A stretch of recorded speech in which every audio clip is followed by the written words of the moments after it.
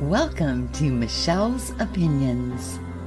As we are all waking up, we see the changes all around us, and we're growing into this new understanding of who we are. We learn that we are limitless. We share the tools for growth and better understanding.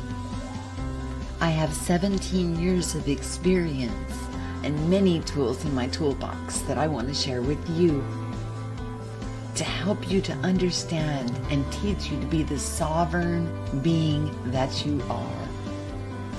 Welcome to the family, and I hope you enjoy this episode of Michelle's Opinions.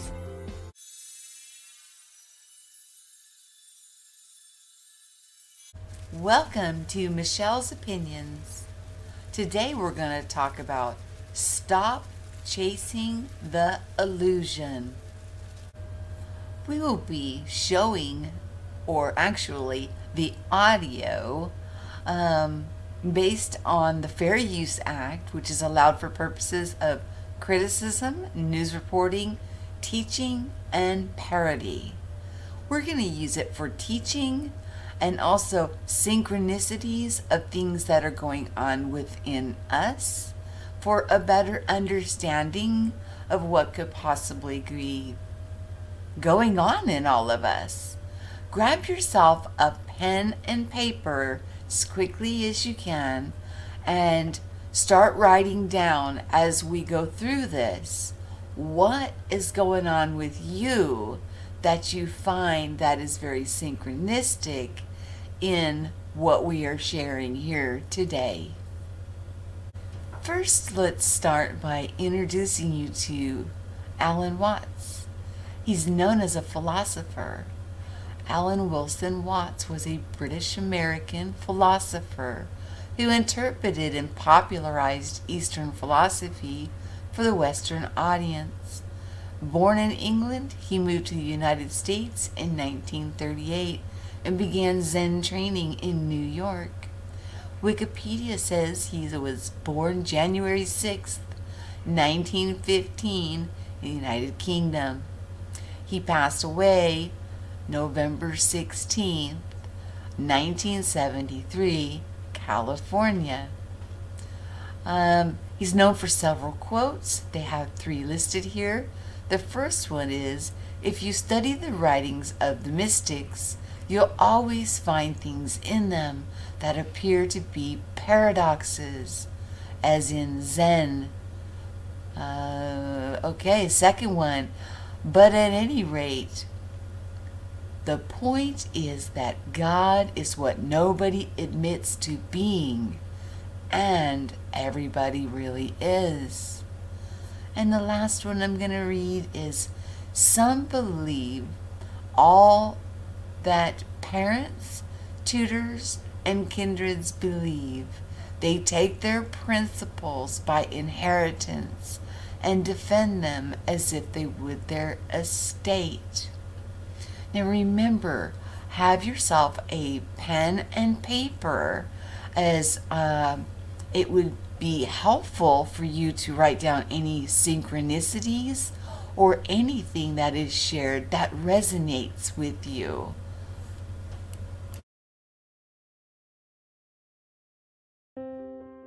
So long as you are trying to make progress, you will go up. But up always implies down. So while you are trying to get better and better and better, that means that when you get to the best, you can only go on to the worst. And so you go round and round and round, ever chasing the illusion that there is something outside yourself, outside your here and now, to be attained that will make things better. And the thing is to recover from that illusion. So a Buddha means somebody who has woken up and discovered that running around this thing may be fun, and it may be good to run around, but if you think you're going to get something out of it, you're under illusion, because you're forever the donkey with the carrot suspended from his own halter. Now then, it goes on to say that there's only one place, one point in this wheel from which you can become a Buddha, and that's here. The Devas are too happy to become Buddhas, or to worry about becoming a Buddha. The Narakas are too miserable. The Asuras are too angry.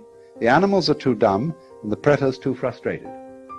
Only in the middle position, the position of man, which is, you could say, the equal position, the position of sufficient equanimity to begin to think about getting off this rat race. Only from there, you see, can you become a Buddha. So the position of a Buddha may be represented either as not on the wheel at all or as right in the middle of it. It makes no difference. And so he is just as, in a way, the axle point, the still point of the turning world, as to use T.S. Eliot's phrase, is the unmoved center, the unmoved mover, the primum mobile, the axle tree of the world. Also the navel, that's why yogis are said to contemplate their navel. The navel isn't on their tummy, it's this place, the navel of the world. So that's the scheme of cosmology, of ancient Indian cosmology in which Buddhism arises. So you see, therefore, a Buddha is one who awakens from the illusion of samsara. That is, from the thought that there is something to get out of life, that tomorrow will bring it to you, that in the course of time it will be all right. And therefore one is set pursuing time, as if you were trying to quench your thirst by drinking salt water.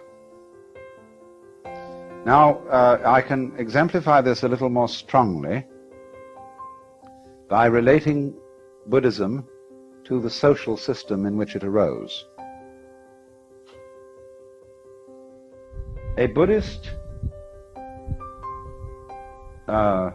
monk is sometimes called a shramana. S-R-A-M-A-N-A, shramana. This is closely allied to the word shaman. And a shaman is the holy man in a culture that is still hunting. It isn't settled, it isn't agrarian. There is a very strong and important difference between a shaman and a priest. A priest receives his ordination from his superiors. He receives something from a tradition which is handed down. A shaman doesn't. He receives his enlightenment by going off into the forest by himself, to be completely alone. A shaman is a man, in other words, who has undergone solitariness.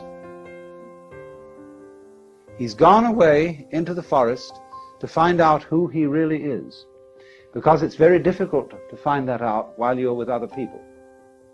And the reason is that other people are busy all the time telling you who you are, in many, many ways, by the laws they impose on you, by the behavior ruts they set on you, by the things they tell you, by the fact that they always call you by your name, and by the fact that when you live among people you have to be in a state of ceaseless chatter.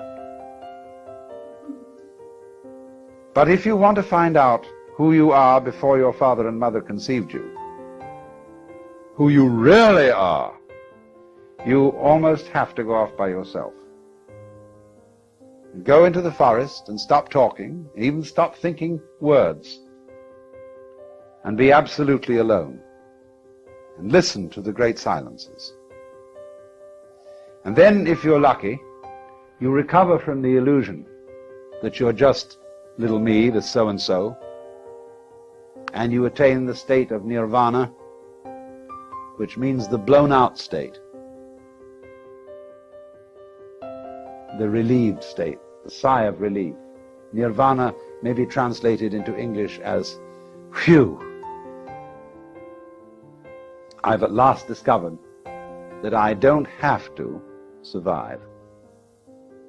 I can survive, of course, but I don't really have to.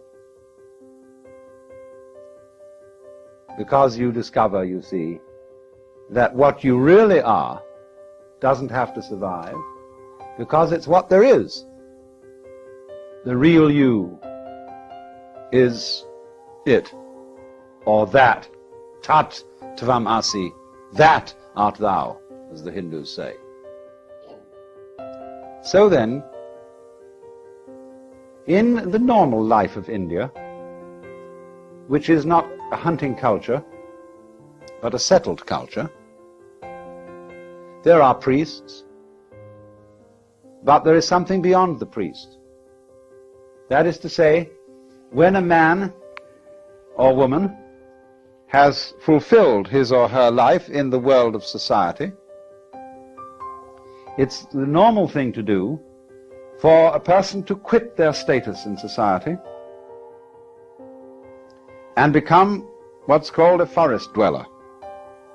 That is almost, you see, to go back to the hunting culture.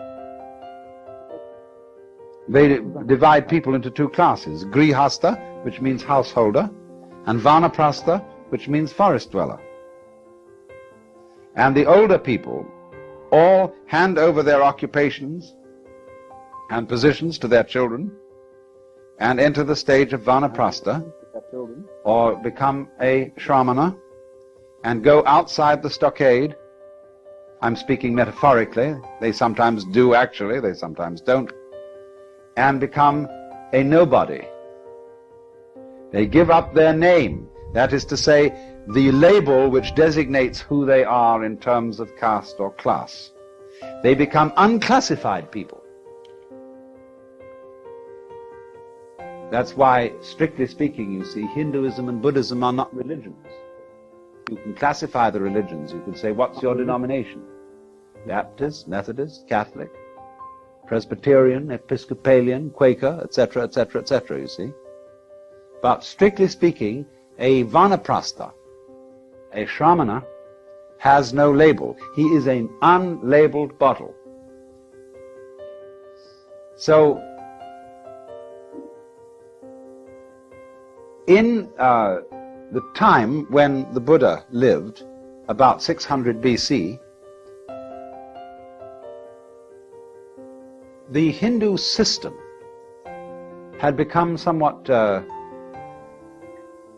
decadent. It isn't altogether clear what had happened to it, but it is certain that it did seem in some way to be in need of reform. And so there were many reasons for this. And the Buddha, as a young man, being basically troubled by the great problems that we're all troubled with, the problem of suffering and the problem of what all this universe is about, he endeavored to follow the methods that were then being used by people who were shramanas or vanaprasthas, forest dwellers. And at that time, it's very apparent that the main method that these people were using was an ascetic discipline. Starvation, very arduous meditation practices, probably self-flagellation and things of that kind. And it's said that for 7 years he practiced these austerities. But he found out that they didn't lead to liberation. And all the people who were practicing them knew they didn't either. But they felt that that was only because they weren't doing it hard enough. And so he propounded instead the middle way. The way that led to liberation from the rat race that I've drawn here, neither through austerities nor through pleasure-seeking.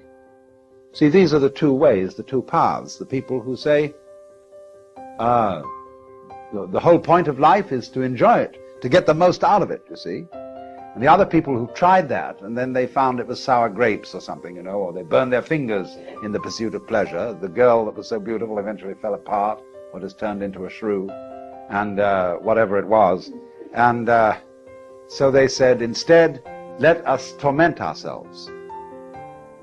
A lot of people enjoy this, or get something special out of it. I was in Mexico this summer, And what I went there for was to study Mexican Catholicism, where they make a great cult of suffering. And I was very puzzled about this and wanted to understand it.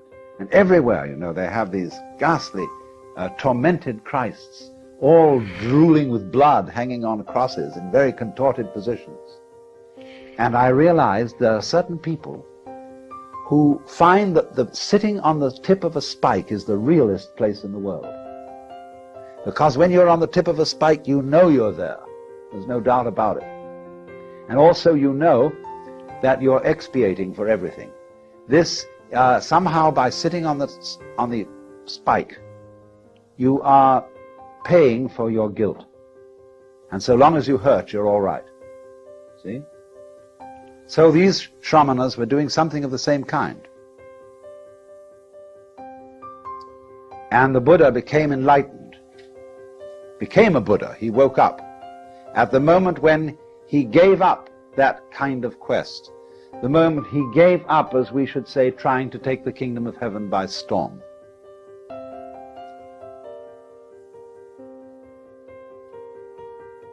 Now, what does this mean?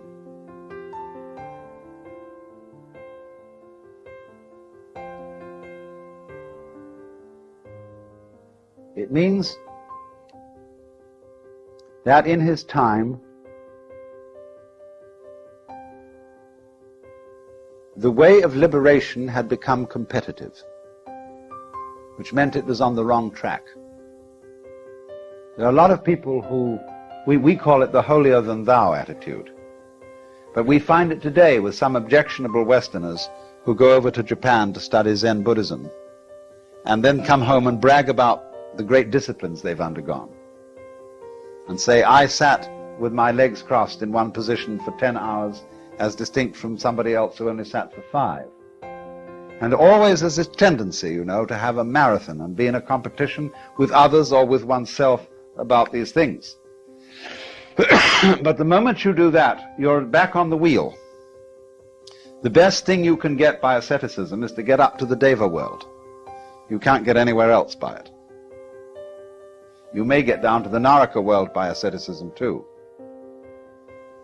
Read the story Thais by Anatole France.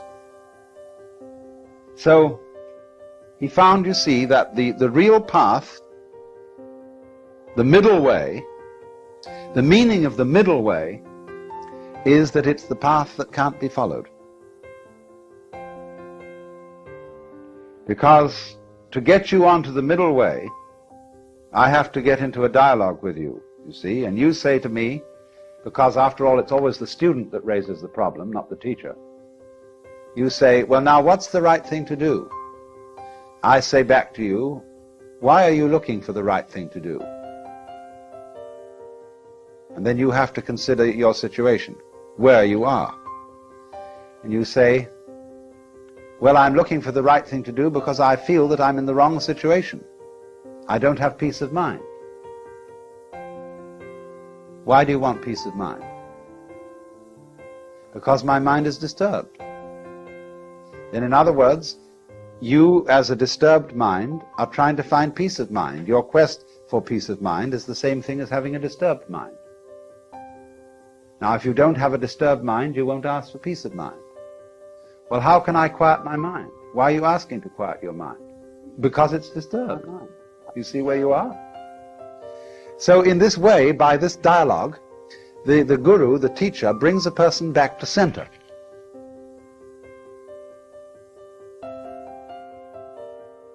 So then this is the point.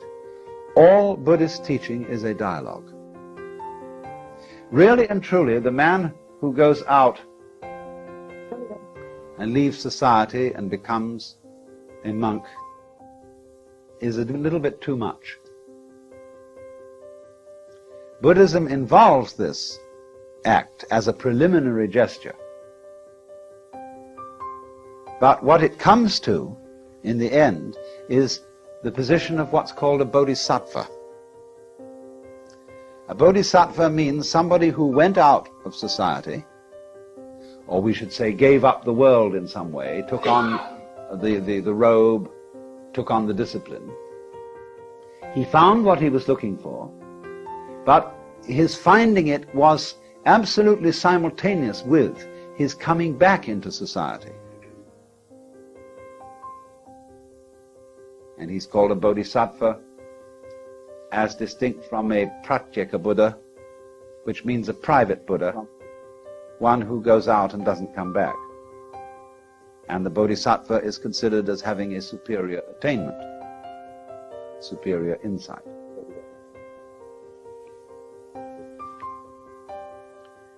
So the important thing to remember then is Buddhism is a dialogue. And its teaching is a method and not a doctrine. Now, the teaching of Buddhism is summed up in what are called the Four Noble Truths. The truth of suffering, the truth about the origin of suffering, the truth about the ceasing of suffering, and the truth about the way to the ceasing of suffering. Dukkha, D-U-H-K-H-A,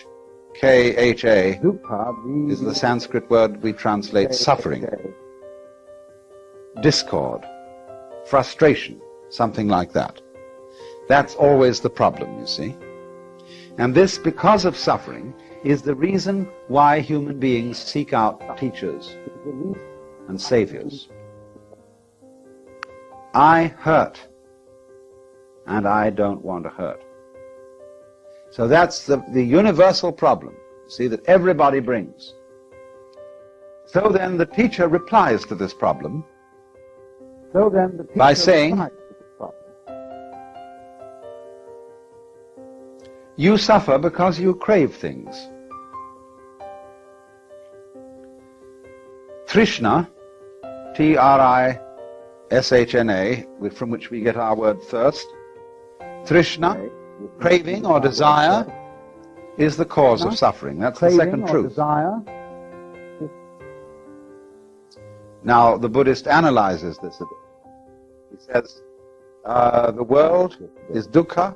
He says, it's full of frustration, and it's also characterized by impermanence, anitya, and by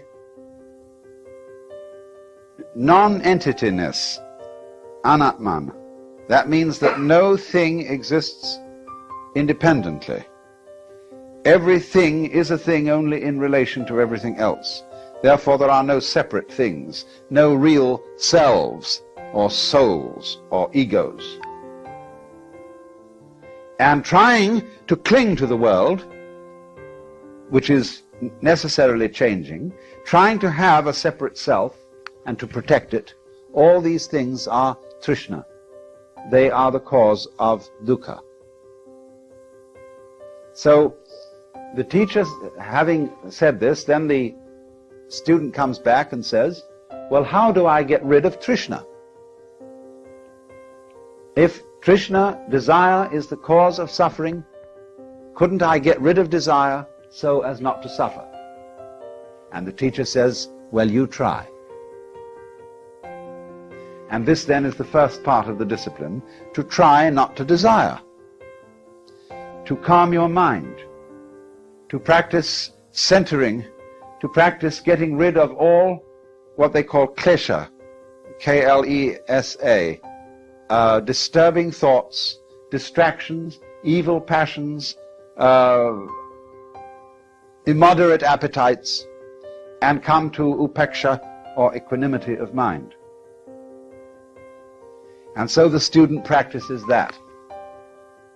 And this is a very difficult and arduous discipline. And all the time he sees the teacher watching him with a slightly sour expression on his face. And he knows, of course, or thinks he knows, that the teacher is fully aware of his inmost thoughts. Because, you know, it's the Indian way. They go to meeting with the teacher, and the teacher sits under a tree and smokes a cigarette or a pipe or something, and all the students sit around cross-legged, and they meditate. And sometimes the teacher meditates. And they can see him occasionally looking at them like this, you know. And they think, uh-oh, the teacher knows what I'm thinking, because he has the power of infinite vision, you see, and all-seeingness. And this bugs them completely. Because you see, you remember how it was in school when you were trying to do something and the teacher walked around and looked over your shoulder? It puts you off completely. And so the Hindu teacher or the Buddhist teacher deliberately puts his students off. And finally he raises in their minds an insoluble problem. That if you are trying to stop desire so that you will not suffer, aren't you still desiring to stop desire? Or the students may very well find that out for themselves. And they say to the teacher, but how are we to stop desire when we are desiring to stop desire? So then the teacher can engage them in an extremely marvelous trap, which is to say, he can play it in a number of different directions. One direction is to say, well, don't try to stop all desire, but try to stop as much desire as you can stop.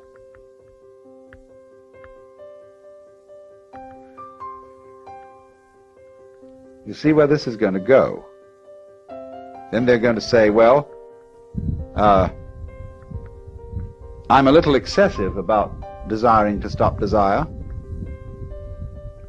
Well, if you're naturally excessive about it, he says, try to be as slightly excessive as you can.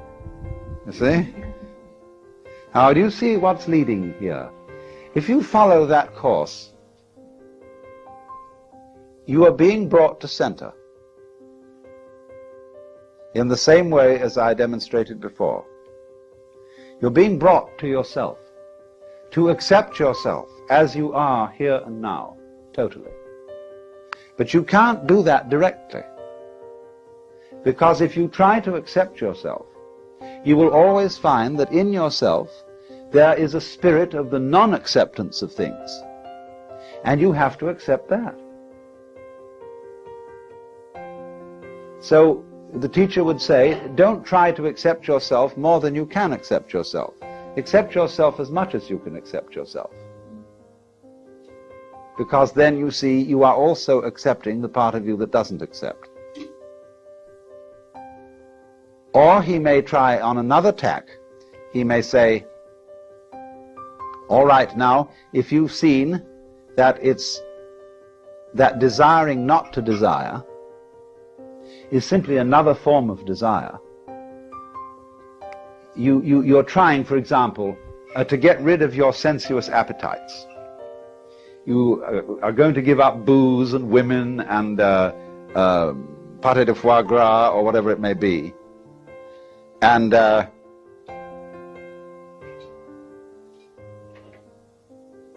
you then think, well, now, yes, this I must do. And eventually you find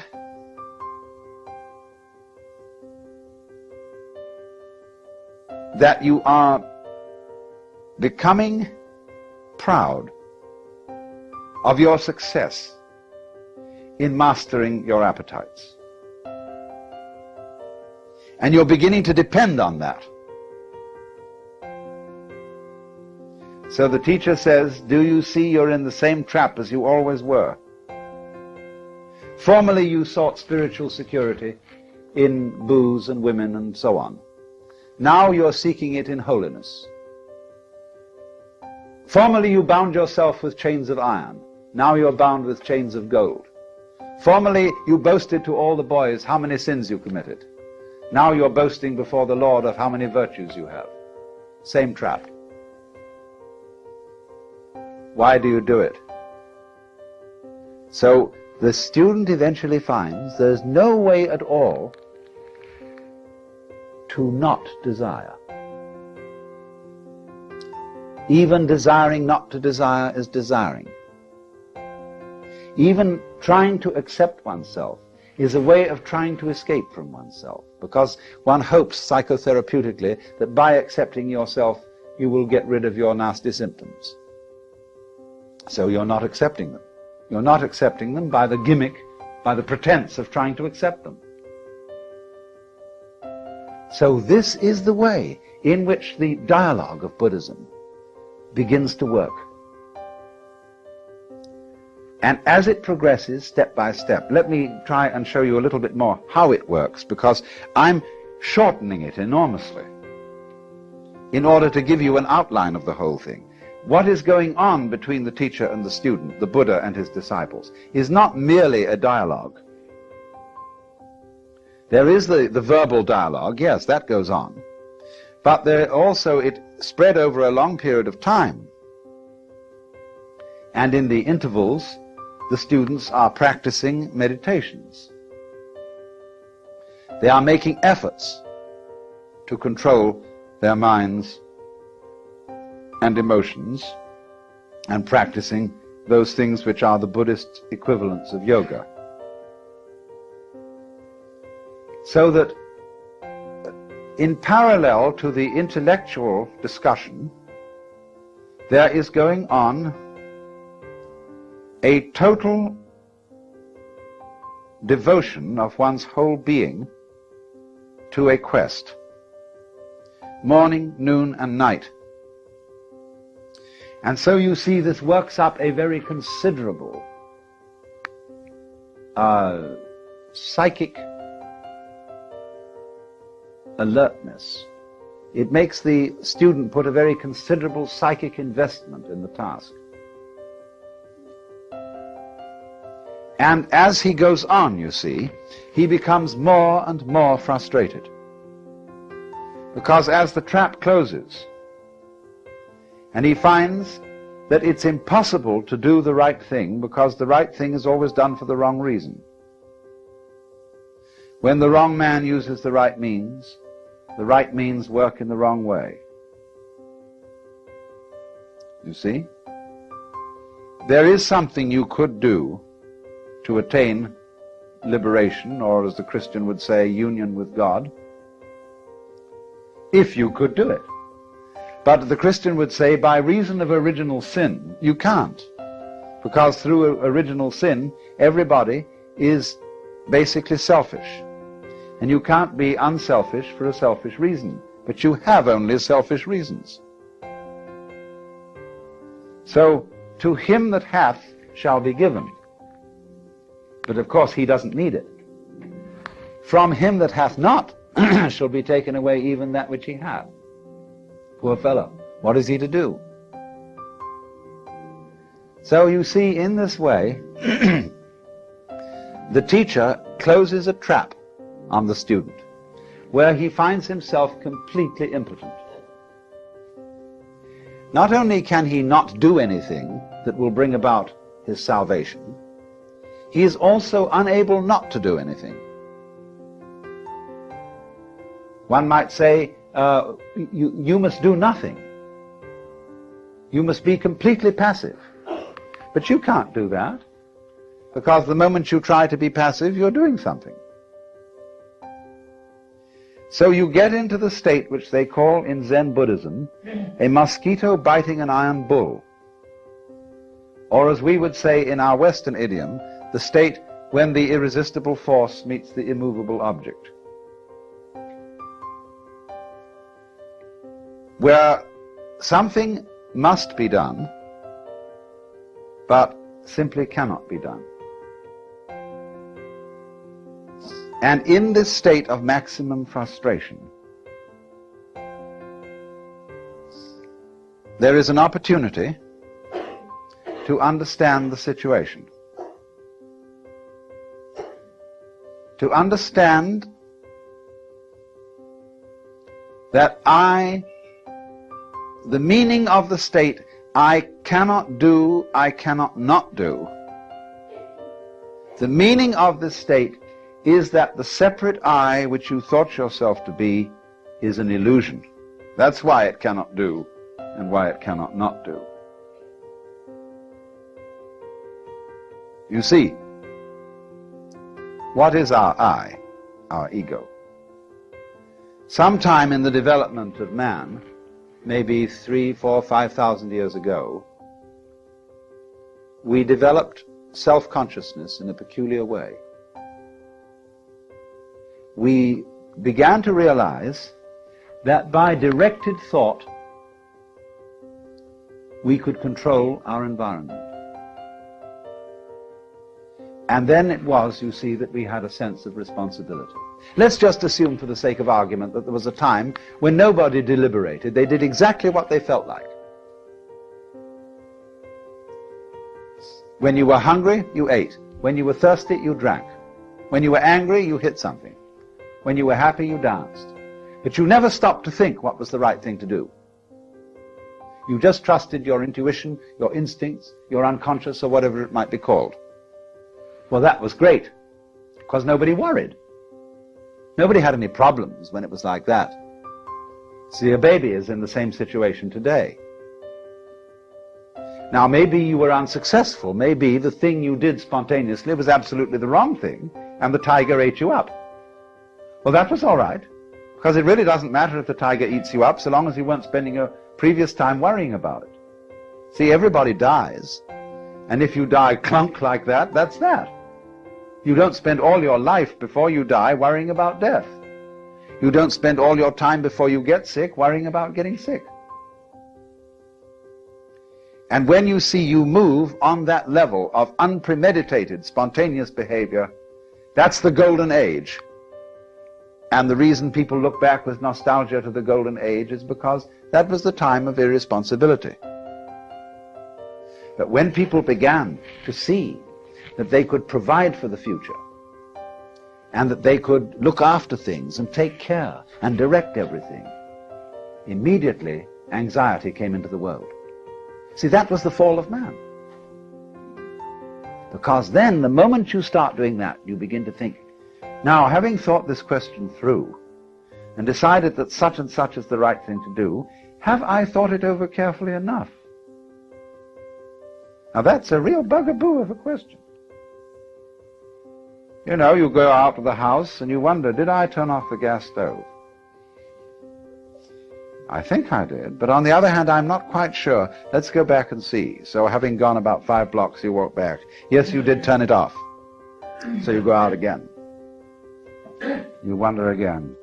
Now, I wonder if I really looked, or whether I was so keen on finding out that I did turn it off that some sort of wishful thinking perverted my consciousness, and whether I hadn't better check that I really did look properly.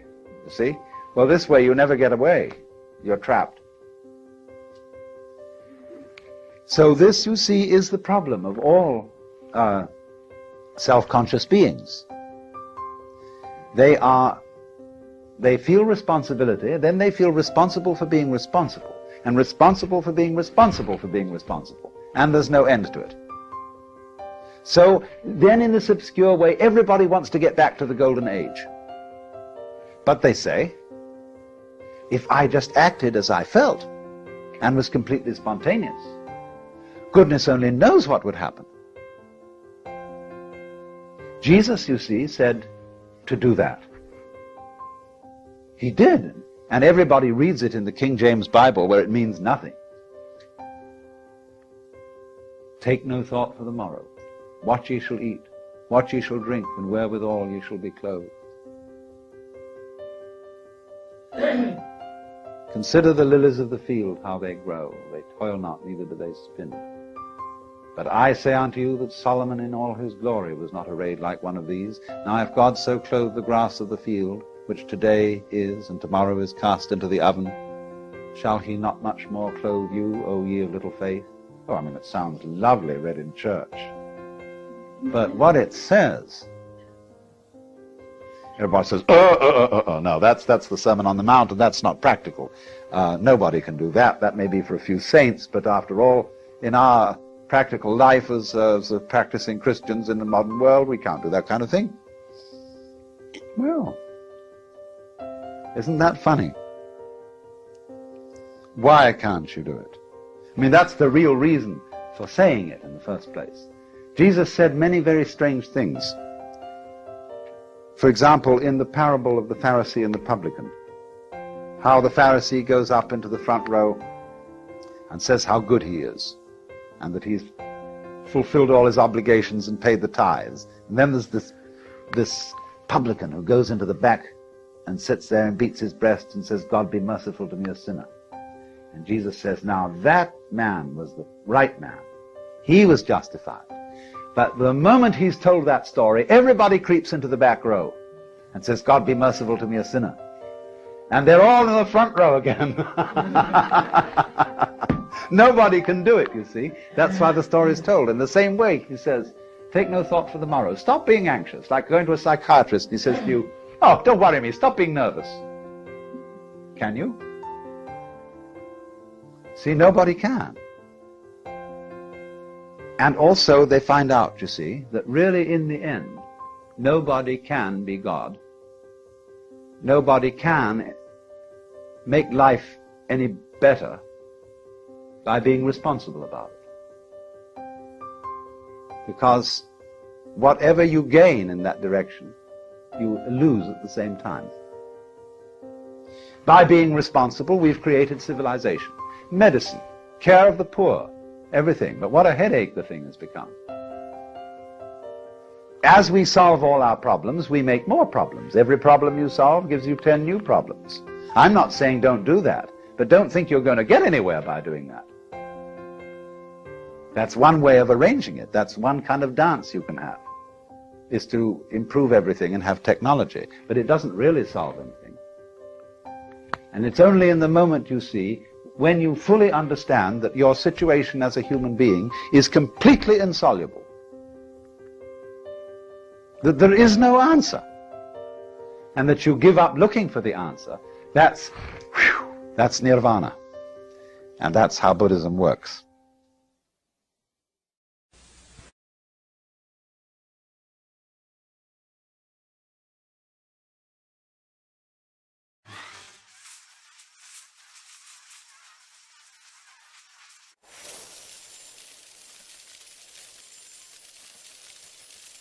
Now I hope that everybody had their pens and paper out and was able to find many synchronicities, possibly with a lot of information that's been shared here and on several other platforms. It's just interesting that we didn't have a teacher right in front of us, that this information has been coming through in alternative ways, through synchronicity, dreams and visions. The teachings have been coming through, and it's absolutely amazing. The things that I see that we have in common is we do isolate ourselves, like our wilderness journey, so we can discover who and what we are. We learn how to reconnect, which is a huge part of it, so we're able to hear and understand, so that way, again, we can know ourselves better. We let go of everything we thought we knew. I did. I know I've mentioned this several times. I have had to let go of everything that I thought that I knew, because I learned that all from the outside world, where the truth all resides within us. We lose the labels. You know, I stopped categorizing people by, okay, that person's a Christian, that person's Islamic, that person's Jewish. That none of that matters. It doesn't matter. I look into people's eyes and just see the divine. And I know we've talked about that several times too. It's just interesting. We free ourselves from religion. And I just did a posting not too long ago that, you know, it's kind of heartbreaking that a lot of people freed themselves from one just to get entrained into another. And hopefully with that post, it'll help people to see what's going on around them and go back to seeking from within themselves and the path of heart. I love it being called the path of heart. My friend Magi, he calls it the path of heart, and that's exactly what it is. It's a path of heart, a unique and divine path that is so narrow because you're the only one on it. Nobody else can do the work for you. Nobody else walks the same path as you do. That's how unique and special that we are. Yeah, we're unique, but we're all equal. It's not a competition. There's no hierarchy. The narrow path, which I just touched on, I took some notes for you guys, is the middle way. It's not going to the right or to the left. It's not following pack mentality. It's not following anybody. It is all about seeking from within. Sometimes we need a little help and guidance to learn how to seek within. And I've often said here, I don't want followers, I want subscribers, people who are serious about wanting to know this information about themselves, because it's important. It's life-changing. It's absolutely life-changing. And, okay, and then he talked about balance. Everything has its equal and opposite reaction, and we call it 0 point. When you're walking in balance, no longer judging things good or bad, or taste this but don't touch that, we're not judging those things anymore, and we're at what we would call 0 point in balance. And he spoke on ego a bit, and we talked about ego also here. It's just so much. I was just blown away by it. The ego that is, undesirable is the one that's in competition. It gets jealous, has a hierarchy, and as we grow in this, we just completely lose that. That no longer holds any water with us. It doesn't matter. None of those things matter. You realize the unique and divine being that you are, and what you're doing, and it's your narrow path, and all of that other stuff just falls to the wayside. We focus on letting go. If we sit there and just focus on, I've got to let go of my ego, I've got to let go of my ego, well, what happens is we focus so much on the ego that the ego then becomes this big mountain, because we're sitting there giving it so much attention and focusing on it. It makes a mountain out of a molehill. I'm sure you guys get it.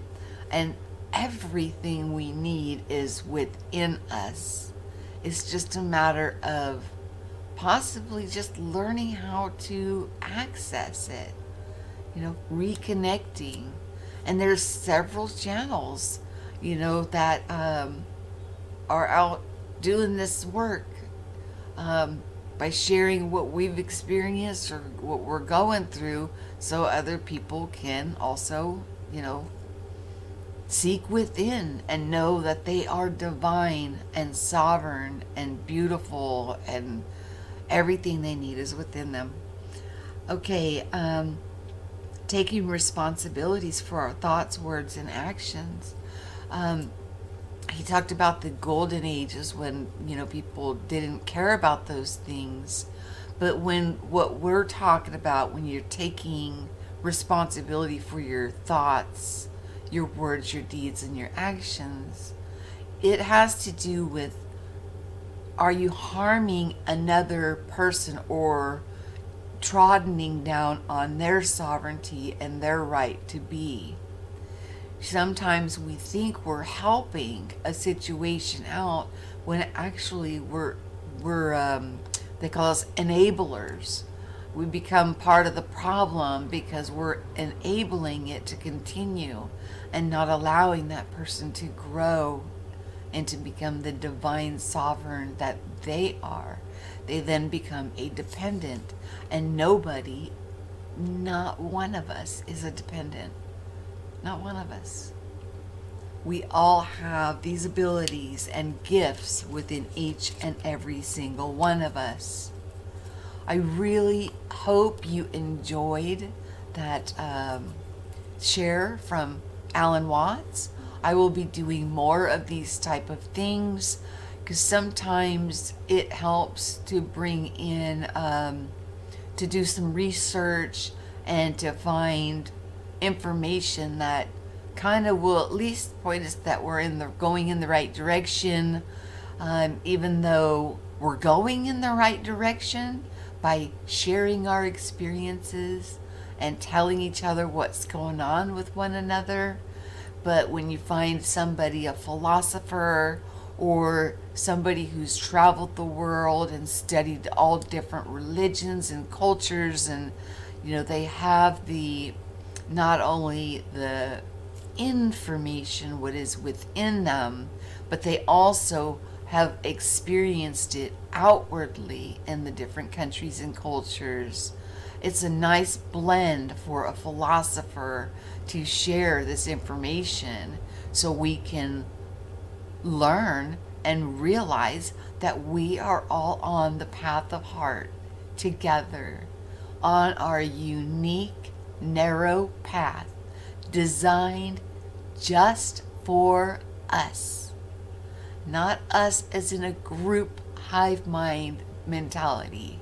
I mean us as in there's one for you, there's one for me, there's one for her and him, and it's absolutely beautiful. I do think that we can make it harder on ourselves. I can tell you that I've made it harder on myself for sure. But I have to say, an encounter a few years ago with my friend I call Magi really helped me to get a good footing on what really is going on. It was all coming from within, and it was time, and we all do wake up in our season and in our time. There's nothing that was said, and I don't believe there's going to be a part where I come across where he says we should run around and wake up people. The right people will gravitate to the right people to help glean for their narrow path, not to follow somebody else's narrow path, but to glean information. Just as he said, there are teachers, and then they had their disciples, and the disciples would ask questions, but the teacher didn't think of himself as a teacher or higher than, and the students lower than.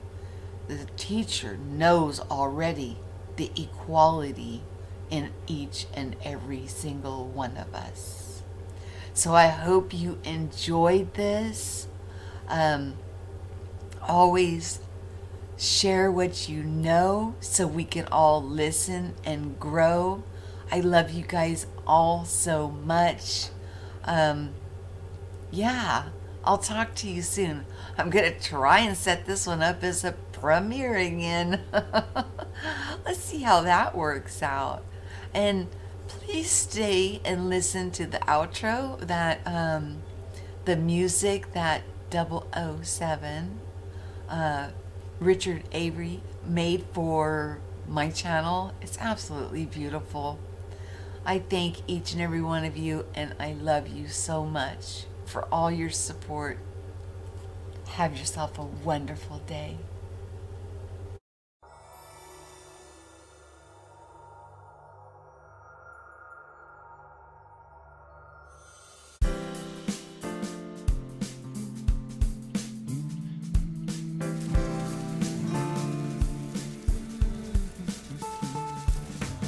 Please like, share, and subscribe.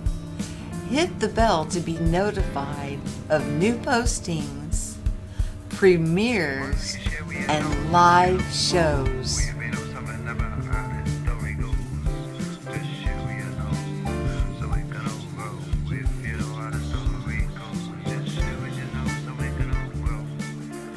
If you'd like to sponsor the channel, the links are below. I have both Patreon and PayPal. And thank you, channel supporters. Without your support to keep things going, I don't know where I would be. It's people like you and your generosity that helps the work improve and for us to be able to grow. Thank you.